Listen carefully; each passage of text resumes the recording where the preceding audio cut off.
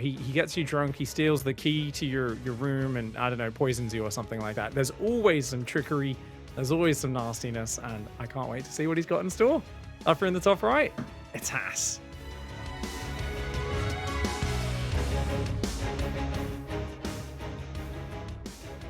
I believe both these guys are teamless. It's a bit of a crime.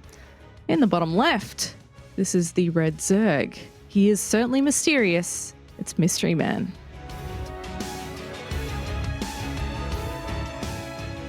We need like a good cheese producer, fromagerie or something to sponsor Hass, I think, you know?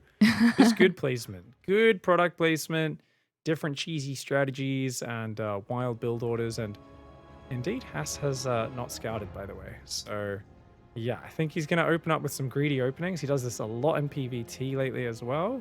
And you give him just a few extra minerals, he turns that into very fast, very aggressive things. And it's hard to stop.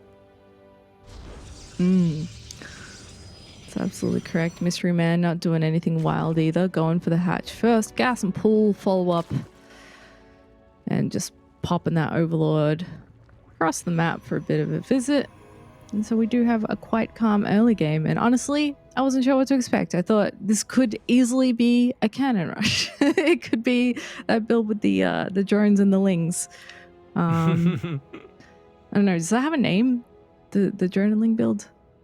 Oh, there's so many of those drone drill attacks, right? It's some form of drone drill, right? There's so many that have evolved over the years, going back to Brood War and July Zerg and his OSL finals against Best, his Golden Mouse winning game, where everyone's like, he has no chance, he's old and bad. And then he cheesed it 3 games in a row. No, 2 games, and then he macroed in game 3, very greedily. The cheesiest thing. The cheesiest thing a cheeser can do is play a macro game, and that's what Hass is legendary at as well, actually. Like, sometimes he just scares his opponent a little and then just makes like 100 workers. It's awesome to watch.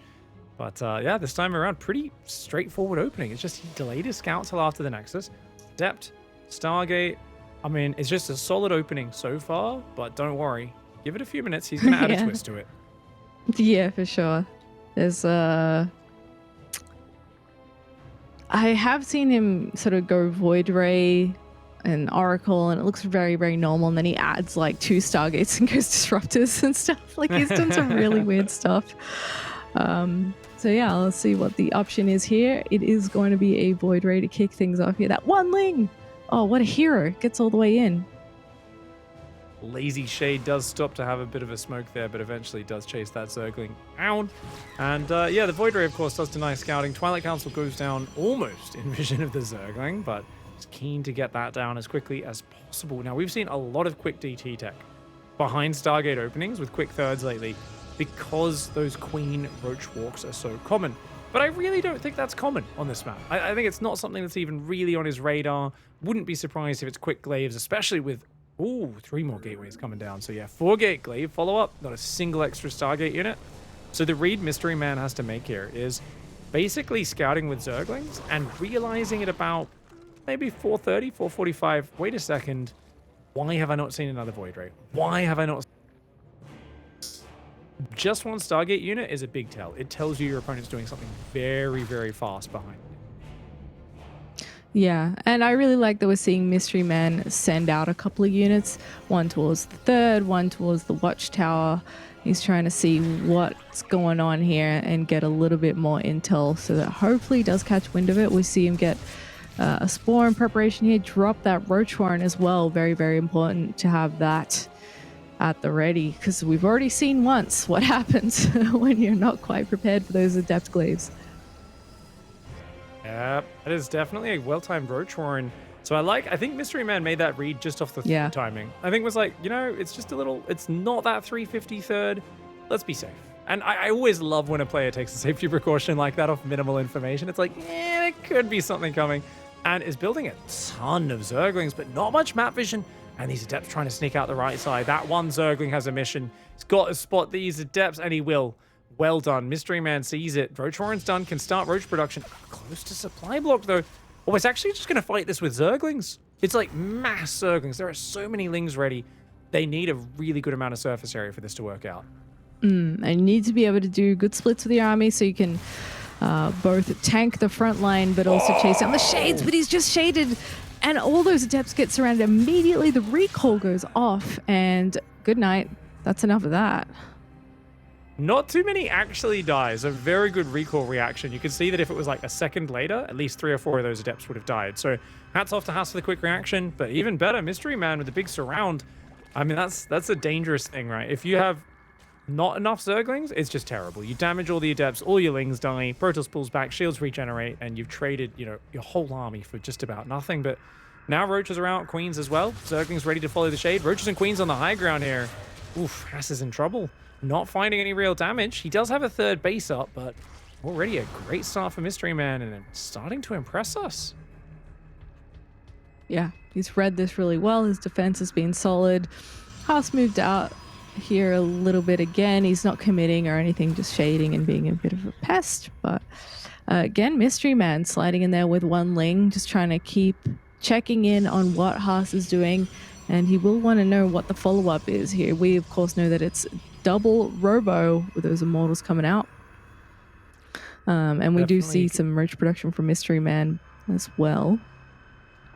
I always like the double Robo. It's so good versus Roaches, you know? It's just gives you that extra ability. Because remember, the Robo only costs 150 minerals now as well. It's the Immortals that cost more. So you can kind of reactively switch into very heavy Immortal here. And those Queens moving quite far out. Oh my. Another Queen walk on this map. I mentioned it in the Risky series. It's so far across this map for Queens to walk off creep, but another player going for this high-risk maneuver. See if it pays off.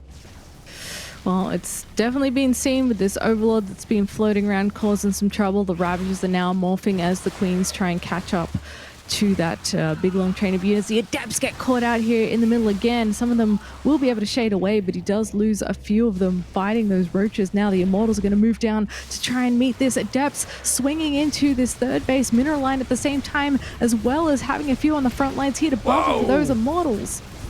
Oh, this is terrible for MysteryMan. A great hold by Haas. Comes out, takes out these Ravagers, and the Queens of Sentries flanking. Don't know where they came from.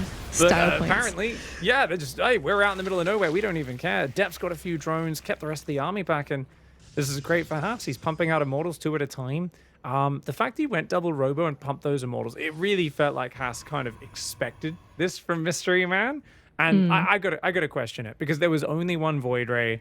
I think a Queen Walk, if you're not going 2 Stargate, is just not the best strategy. I call it the brick for a reason, because it's not the prettiest way of solving a Stargate player, but it is effective if they make too many Stargate units. In this scenario, MysteryMan, I think, will need to go back to droning at some point, but has decided instead to focus on army. And you know what? Haas is being aggressive. If there's a good enough Ravager Biles, maybe can break it. Yeah, Haas moving forward here, knocking down these rocks a bit as well as he starts to whop in on the front lines. MysteryMan does have a pretty solid chunky units here, but with 5 Immortals in the mix, Force Fields come down, cut that army in half. Is that going to be enough to deflect this Protoss force? He's continuing forward, trying to bile some key units, but the Warp Prism Micro is pretty sick from Haas, and he is shredding this. The Immortals just don't die. Wow, Prism's not hot. That is just absolutely, definitely just popping them in and out. 1 Immortal got in the red. And other than that, a bunch of Adepts died. That was flawless from Haas. Really good handling. Great Adept movement after the initial hold. A lot of players lose momentum and they look a bit lost when the first Adept attack gets held. Yeah. Haas there knew exactly what to do. Came across, kept the pressure up the whole time, just did not let MysteryMan move across that map easily. Yeah, well, pretty sick game from Haas. A very strong play, looked very calm, knew exactly what was coming. I did like MysteryMan's early game. He did quite well. He read things as you'd expect him to, and he didn't take a whole lot of damage from Haas's attempts at harassment, but just that 1 Queen Walk push really started to be quite the disaster for MysteryMan. Yeah, I don't like this map for Queen Walk. I think it's really bad on this map. I keep saying it, but I'm like, I don't know. It takes so long to get over there, and this is the second time we've seen a player just counterattack with the Adepts and then come out and smash half the push at a time while the rest is still at home. And definitely, I think, you know, Haas also, I think he realized that people might try this and it might be a problem. because Beckett would have been hard to defend it. Jagannatha would have been much harder to defend it. The queens just boost through those speedy zones a lot quicker across the map. But yeah, he chose his maps well. He chose his strategies well. Double Immortal, just stalk it, adept follow-up push, a couple of sentries, doing so well with that first round of force fields. This was an excellent final fight. Yeah, and he was going for the +1 missile attack on those roaches too, and that attack ended up happening with Haas a little bit before it actually kicked in. So he had it for the defense, but by that time it was too late because there's like 800 immortals in that force that were getting Warp Prism microed. So yeah, a bit of a rough one from MysteryMan. Perhaps I don't know if he wants to reuse the Queen idea. It's interesting to see the evolution of that too, because it was always like Queen Nidus, like Rich Queen Nidus, and then it was like, what was it called? German Taxi. Yep. And now it's the Queen Walk. It's slow and steady wins the race, but maybe not in game 1. So we're going to go to a quick break, guys. When we come back, it'll be game number 2 between Haas and MysteryMan.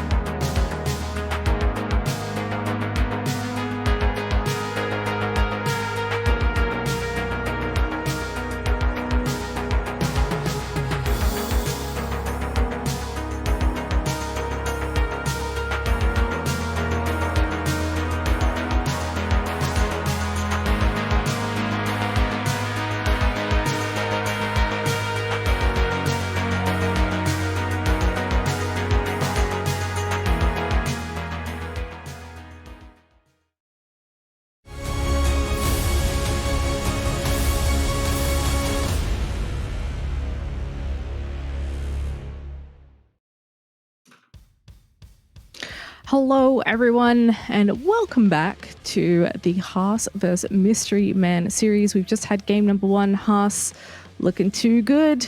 looking too good. Mystery Man, not too bad actually, but Haas, it's a tough ask to take out the guy who has dominated this region for so long. So we'll see if Mystery Man can bring it back in game number 2, or if we're going to be closing out the show with a 2-0 from Haas in just a moment. What are your thoughts, Pig? I think Haas comes in always as a big favorite, but definitely, that was classic Haas. It's like, hey, big greedy in the opening. Voidray, denies scouting, and then bam, very, very, very fast adepts across the map. And it doesn't even go well for him, but it doesn't matter because the next step is so well orchestrated. And, I think he's really still very good at this early and mid game plays in this matchup. Don't ever want to really put Haas in a macro PvZ. But he's very good at, even in games where it goes on, he extends the mid game for a long time. He keeps his opponent kind of down in that kind of skirmish to medium-sized battle zone where he's really good at the micro. Yeah, I only wait and see what happens in this series. Can he do it? Can he defeat this man? In the top left, in the blue, it's Haas. Oh, gas first opening, even greedier in map 2. And his opponent gonna have to strike into the heart of his Protoss opponent. In the red, the Zerg. It's MysteryMan.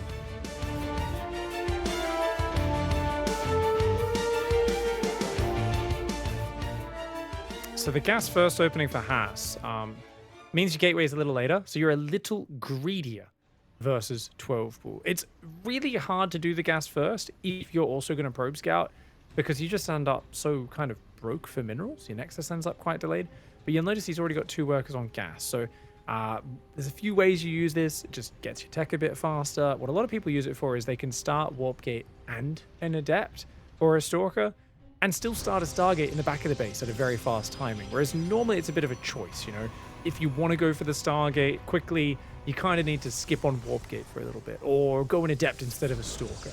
But this way, Haas has a lot more flexibility in terms of how he opens up. Mm-hmm. See where he moves from here. By the way, guys, a quick update from the B stream, a ZVZ series between Rex versus Yoga. That's a Group B match. Completed with Rex getting the 2-0 over Yoga. So nice job from Rex there. Another fairly staple name in the region. He's been around for a long time, Rex has. Also doing a bit of streaming. So very cool to see him getting a win there. Yeah, Rex is awesome. I've learned some things watching that one stream. Does some cool tricks, like I've seen him put down a creep tumor with his queen and pop it through an evolution chamber to the inside of his wall while getting rushed. I was like, I've only seen probes do that with pylons before. Like, what? Okay, I didn't know you could do that. So some cool tricks, and good to see him get that victory. Yoga fought hard. Yoga also very strong player, but here we go. A bit of an attempted block there from Haas. Doesn't really find much so far. And it is going to be just straight up into the Twilight Council very early on. So, all right, Sentry early. So the early Sentry is so funny because it can make a hallucination, which not only gives you guaranteed scouting on the Zerg's early game, sees if an income is coming, but it allows you to spot the pillar there where the Overlord normally hides. But MysteryMan sees the Sentry, immediately knows that, and gets it to safety. So great anticipation by MysteryMan, saves the Overlord. And now I always look at this and go, what is that Sentry for? And apparently it's to go, hey, look, my gas is going into Sentry Stalker. The last thing you can expect is Dark Templar. So good. And he doesn't have a way of scouting this either, the Zerg, because he's got that one Overlord at the back there. I don't think he has one hovering around the main side or anything. So he's just using these spotterlings, which I really like about MysteryMan's play. He seems very active with just a small group of lings, spreading them out, trying to see what's going on. Ooh. Does he see it? Oh, might be. No, he doesn't see it at all. How? Sometimes I get that feeling watching Haas play, it's like just watching a man walk blindfolded down like some Indiana Jones corridor filled with traps, and there's like, darts and spears sticking out of the walls and, arrows flying past and explosions, and he's just walking through, humming to himself, whistling, just completely calm and at ease in these dangerous scenarios. And look at this. The 2 Zealot Stalker sentry push out. That's a Haas classic, that is. Just looking to go, hey, look, I'm doing a weird push. 7 Roaches, 4 Zerglings. The last thing on your mind is Dark Templar, which should have already warped in. There we go. They're warping in now on that pylon. So no lair, no spores started. I mean, that should just be a dead third base. Yeah, and Mystery Man confirms that there's a third base for Haas. And so now he's like, oh my god, what's going on here? If he doesn't hold this quote-unquote push, then he's in trouble. But these DTs bypass the third base completely, going, okay, no workers there, gotta find some damage. Doesn't look like Mystery Man's caught onto the blips on the map yet. And he's going to split them between the main and the natural. He's just continuing to make straight units, and he's probably just going to have to A-move those across the map, right? Yep, he's got to go and try to do something to Haas on the other side, but Haas can just warp in defensive Dark Templar. Oh, he's already walking Queens. He was doing the fastest. I mean, this is the fastest brick attack of all time. 3 Queens off 29 drones, 39 drones or something. That was so fast, but Haas, sneaky DTs, the central